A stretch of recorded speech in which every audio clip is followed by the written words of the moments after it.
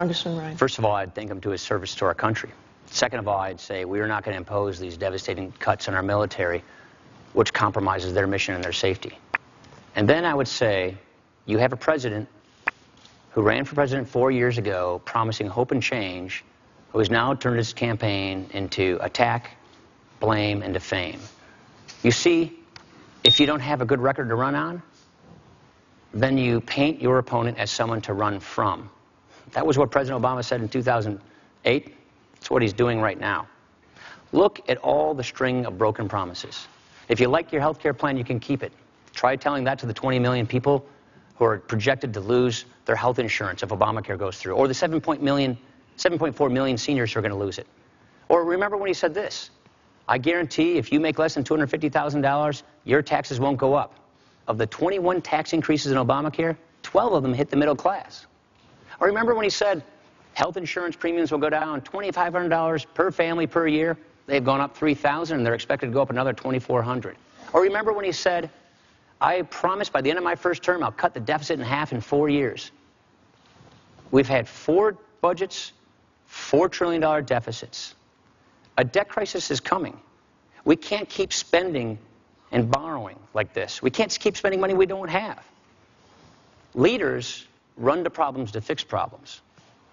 President Obama has not even put a credible plan on the table in any of his 4 years to deal with this debt crisis. I passed 2 budgets to deal with this. Mitt Romney's put ideas on the table.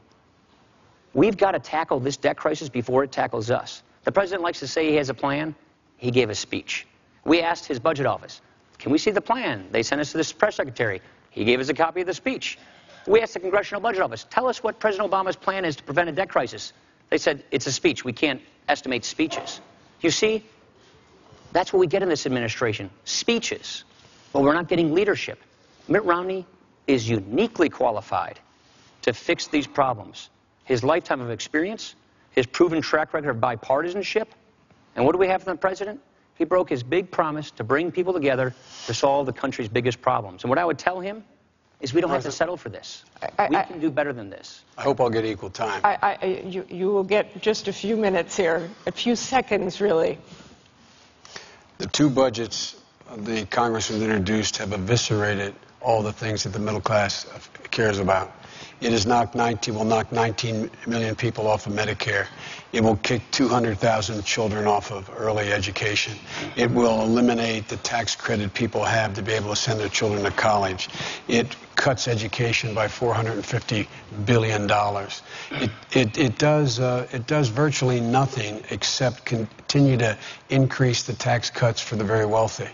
And, you know, we've had enough of this. The idea that he's so concerned about these deficits, as I pointed out, he voted to put 2 wars in a credit card. He did. We're going to the closing statements in a minute.